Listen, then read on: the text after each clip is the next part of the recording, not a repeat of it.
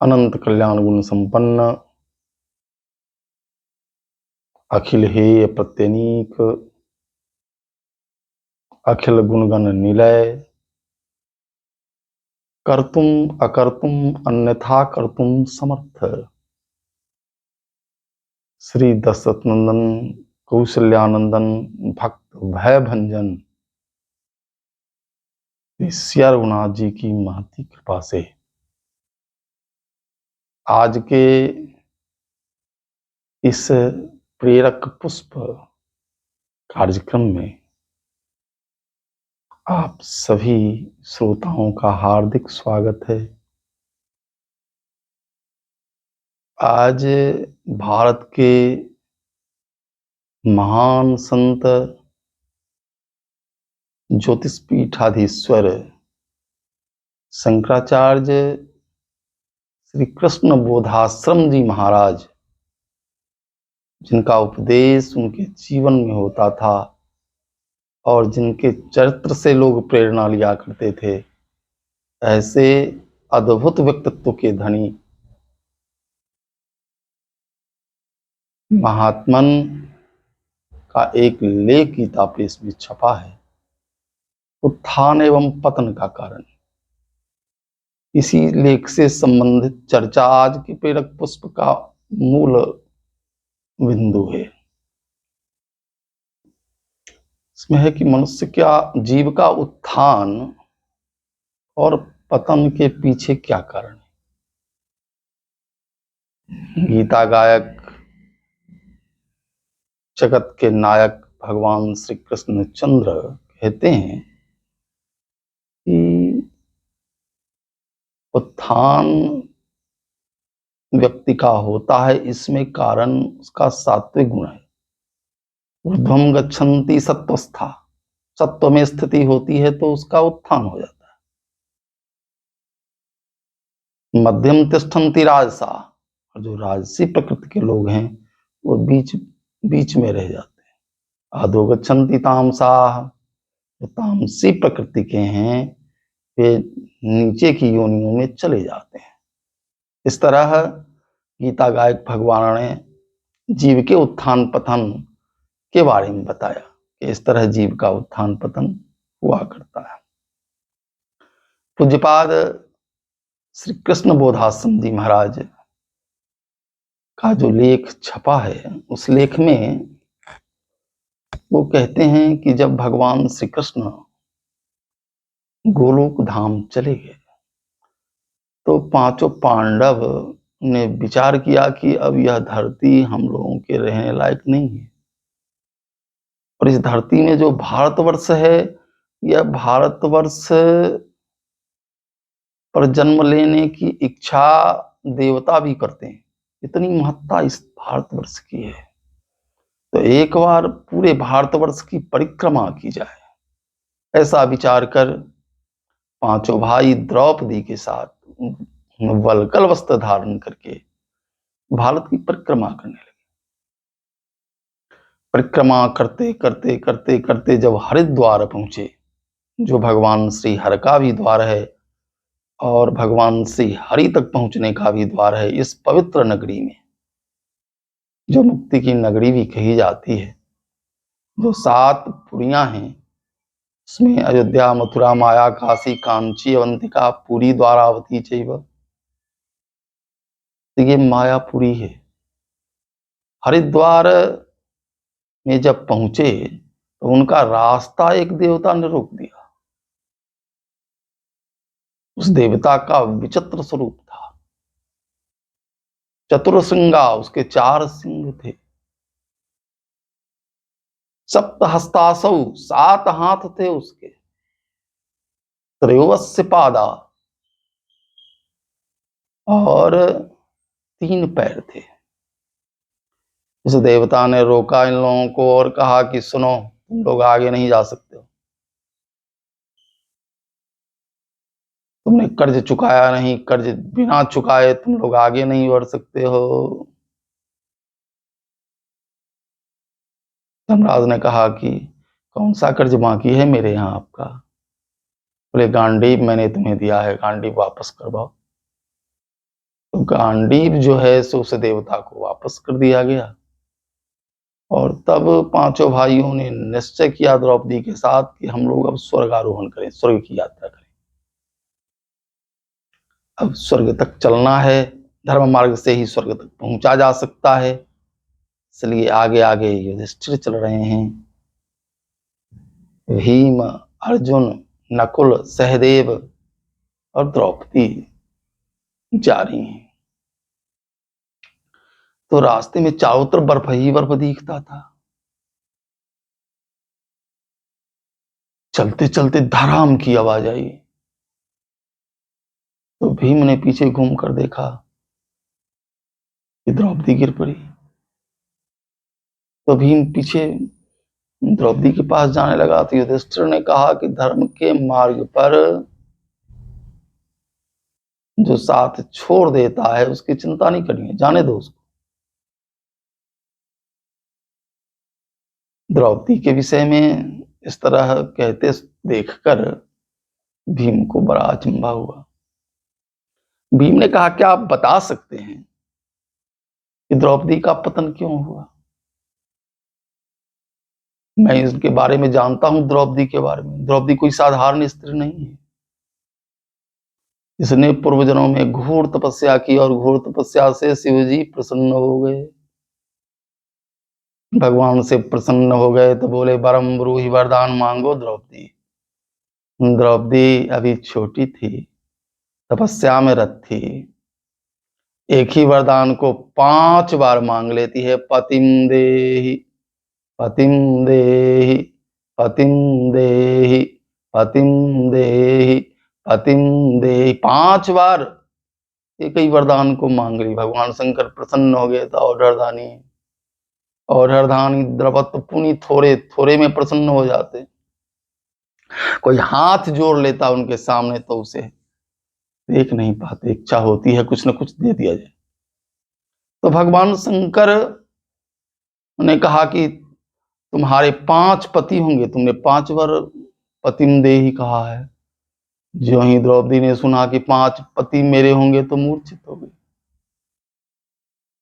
जब मूर्छावस्था से जगी तो भगवान शिव सामने खड़े थे। भगवान शिव ने कहा कि द्रौपदी, तुम्हारे 5 पति होंगे लेकिन तुम कन्या बनी रहोगी। जब भी अपने किसी पति के पास जाओगी तो कन्या के रूप में जाओगी, तुम कन्या बनी रहोगी। तो द्रौपदी ऐसी थी। एक बार भीम ने देखा कि भैया युधिष्ठिर द्रौपदी का पैर दबा रहे, तो भीम को बड़ा टूटा लगा। भीम ने कहा, भैया नपुंसक हो गया है, ये स्त्री का पैर दबाता है।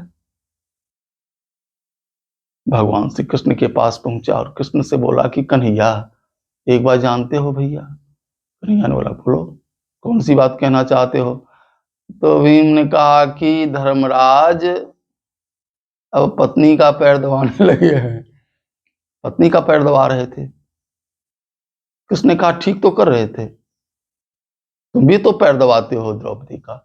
भीम ने कहा, मैं कहां दबाता हूं, मैं तो नहीं दबाता हूं। तो कृष्ण ने कहा, ठीक है, मेरे साथ आओ। जंगल की ओर लेकर भीम को चले गए। बहुत दूर जाने पर एक बड़ा पीपल का पेड़ था। कृष्ण ने कहा कि भीम, तुम इस पेड़ पर चढ़ जाओ और यहां से थोड़ी दूर पर जो है एक सभा होने वाली है, उस सभा का अवलोकन करो, उस सभा में कौन कौन सी घटना घटित होती है। तो भीम ऊपर पीपल के पेड़ पर चढ़ गया, कृष्ण नीचे खड़े रहे। वहां देखा भीम ने कि श्मशान में चारों तरफ आसन सिंहासन लगा है और देवता लोग आ रहे हैं, देवता लोग उस आसन पर बैठ रहे हैं। एक सबसे सुंदर आसन था, सिंहासन, वह खाली था। उसने देखा कि द्रौपदी आ रही है। द्रौपदी जब उस सभा में आई तो सारे देवता उठ के खड़े हो गए और उनकी स्तुति करने लगे।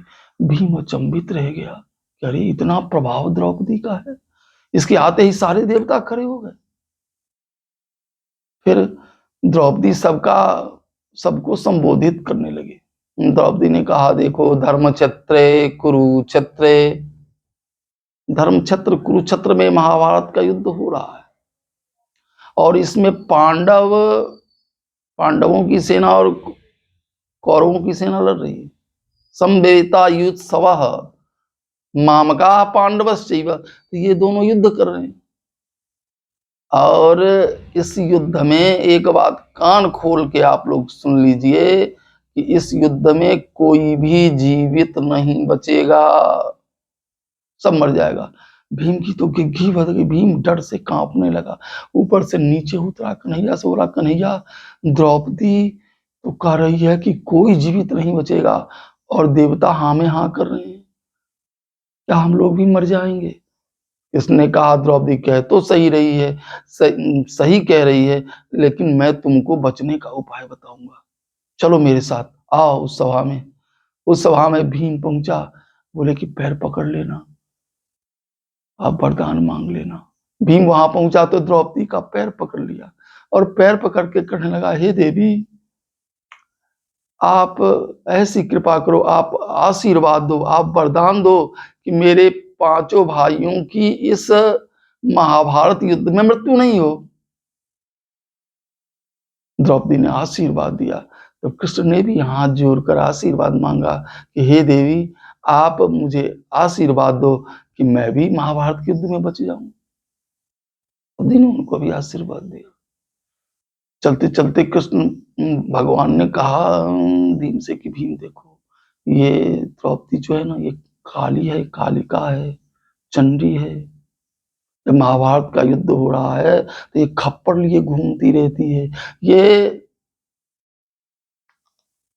दुर्योधन आदि जो दुर्जन है, इनका संहार करने का इसने संकल्प ले लिया है कि सबका संहार कर जाएगी। तो इतनी प्रभावशाली द्रौपदी थी, वो कैसे गिर गई? धर्मराज आप ये तो बताओ। धर्मराज ने कहा कि देखो, ये द्रौपदी 5 पतियों की पत्नी थी, लेकिन यह अर्जुन के प्रति अधिक प्रेम रखती थी और भाइयों के प्रति उतना नहीं रखती थी, जबकि उसे सबके प्रति समान प्रेम रखना चाहिए था। भेदभाव के कारण जिसके जीवन में भेदभाव विशेष होता है, उसका पतन हो जाता है। जो अपने भाई में और चाचा के भाई, चाचा के पुत्र में, चचेरे भाई में फर्क रखता है, ये भेदभाव जिसके जीवन में है, बोले उसका पतन हो जाता है। भोजन परोसने में अपने बेटे को मिठाई, और यदि भाई का बेटा है तो उसको चीनी डाल दिया। बोले ये जो भेदभाव है, ये भेदभाव यदि जीवन में है तो उसका पतन हो जाता है। अब आगे धर्मराज बढ़े तो इस बार सहदेव धड़फड़ा के गिर पड़ा। फिर भी पीछे घूम के देखा कि भैया सहदेव गिर गया। बोले गिरने दो। तो बोले कि ये क्यों गिरा धर्मराज, आप ये बताओ। धर्मराज ने कहा कि ये अपने आप को सबसे बुद्धिमान समझता था। सामान्यतया लोगों की स्थिति है कि व्यक्ति बुद्धि स्वयं में देखता है कि मेरे समान बुद्धिमान कोई नहीं है। अब पैसा दूसरे के जेब में देखता है कि पैसा उसके पास है, मेरे पास तो है नहीं। अब बुद्धि जो है सो मेरे पास है। तो ये अपने आप को बहुत बुद्धिमान समझता था, बुद्धि का अहंकार था, इसलिए इसका पतन हो गया। आगे बढ़े, हिमालय पर्वत पर बढ़ते जा रहे हैं, चारों तरफ बर्फ ही बर्फ दिख रहा है। अब गिरने की बारी अब किसकी होगी भाई, कौन गिरेगा? भीम बड़ा चिंतित था। तो अब की नकुल गिर गया। नकुल गिरा तो फिर भीम ने कहा कि भैया एक भाई फिर गिर गया। युधिष्ठिर ने कहा कि गिरने दो, धर्म मार्ग में साथ नहीं चलने वाला है तो गिरने दो उसको, सब गिरने लायक है। बोले ये क्यों गिर गया? बोले यह अपने आप को सबसे सुंदर समझता था कि विधाता की सृष्टि में मुझसे बढ़कर कोई सुंदर नहीं है, मैं सबसे सुंदर व्यक्ति हूं। इस सुंदरता के अहंकार ने इसका पतन करा दिया। और आगे बढ़े तो अब भीम की बारी थी। भीम धड़फड़ा के गिर गया। गिरते गिरते भीम ने पूछा, भैया मैं क्यों गिर गया? मैं भी लगता है तुम्हारे साथ नहीं जा पाऊंगा धर्म मार्ग पर। युधिष्ठिर ने कहा कि भीम, तुम्हारे गिरने का एक ही कारण है, सुन लो जाते जाते, कि तुम बहुत खाते थे, तुम भोजन भट्ट थे। अधिक खाने के कारण तुम्हारा पतन हुआ। अरे देवता एक बार खाते हैं, मनुष्य 2 बार खाते हैं, दैत्य 3 बार खाते हैं, और इससे ज्यादा खाने वाले तो पशु होते हैं, कुत्ता आदि होते हैं। तो तू बहुत खाता था, बहुत खाने के कारण तुम्हारा पतन हो गया। भीम भी गिर गए। इसके बाद युधिष्ठिर आगे बढ़े तो एक कुत्ता साथ चल रहा था। तो कुत्ता ही धर्म मार्ग में आज युधिष्ठिर का साथ दे रहा है। जब स्वर्ग के दरवाजे पर पहुंचे तो इंद्रदेव स्वागत के लिए खड़े हो गए। इंद्रदेव ने कहा कि स्वागतम युधिष्ठिर जी महाराज, आपका स्वागत है, आप धर्मराज हैं, आइए प्रवेश करिए स्वर्ग में। युधिष्ठिर ने कहा कि मैं अकेले प्रवेश नहीं करूंगा, आप जब विमान लाए हो इस पर मैं चढ़ूंगा, इससे पहले इस डॉग को चढ़ाइए, इस कुत्ते को चढ़ा दीजिए, तब मैं चढ़ूंगा, वैसे नहीं चढ़ूंगा। इंद्र ने कहा कि नहीं, यह कुत्ता आपके साथ स्वर्ग नहीं जा सकता है, आप तो पुण्य आत्मा हैं, आपने पुण्य संचय किया है, इस कारण आप स्वर्ग जा सकते हैं। क्या देखिए महत्ता, इसी क्षण के लिए पुण्य का संचय करना चाहिए। संदेहो परलोके, यदि परलोक में संदेह हो तब भी कर्तव्य पुण्य संचय। ये जो पुण्य संचय किया था, सत्य बोलने का जो व्रत लिया था युधिष्ठिर ने, आज वह सत्य व्रत काम आ रहा है। जो अजात शत्रु का पुण्य आज उन्हें स्वर्ग में लेकर जा रहा है। बोले कि ये भी चलेगा, इसको भी लेके चलना है। बोले इसके पास पुण्य नहीं है। धर्मराज ने संकल्प किया और आधा पुण्य उस कुत्ते को दे दिया। जो ही कुत्ते को पुण्य दिया कि कुत्ता यमराज के रूप में प्रकट हो गया, वह परीक्षा लेने के लिए कि आज युधिष्ठिर अपने धर्म को बचा पाते हैं कि नहीं। ये परीक्षा में पास हो गए, युधिष्ठिर स्वर्ग में प्रवेश करते हैं। ये पुण्य ही हमें स्वर्ग तक ले जाता है। पाप्यम पुण्य कृतान लोकान, पाप्यम पुण्य के कारण वह लोक हमें प्राप्त होता है, उस लोक को लोग जा पाता है। तो धर्म के मार्ग में यदि कुत्ता भी सहयोग दे तो उसका भी सम्मान करना चाहिए, उसका भी साथ छोड़ना नहीं चाहिए। धर्म मार्ग का साथी सबसे बड़ा साथी है। धर्मानुगच्छति जीवेकः, जब जीव संसार छोड़ने लगता है तो मात्र धर्म ही उसके साथ जाता है। न भाई साथ जाता है, न पत्नी साथ जाती है, कोई साथ नहीं जाता है, सब यहीं छोड़ देता है। मात्र धर्म खड़ा रहता है उसके साथ कि चलो मैं तुम्हारा साथ दूंगा। धर्मानुगच्छति जीवेकः। धर्म के मार्ग में पतन का कारण है भेदभाव, भेदभाव के कारण पतन होता है। पतन का कारण है अहंकार, अहंकार के कारण पतन होता है। और पतन का कारण है भोजन भट्ट होना, अधिक खाने के कारण भी पतन हो जाता है। तो हमारे जीवन में भी अहंकार न हो, ये भगवान की कृपा के बिना दूर नहीं हो सकता। भगवत कृपा हो जाए तो अहंकार दूर हो जाता है, ये भेदभाव भी मिट जाता है और जीवन धर्म मार्ग पर चलते हुए स्वर्ग आदि लोकों को प्राप्त करने लायक हो जाता है। जय सीताराम।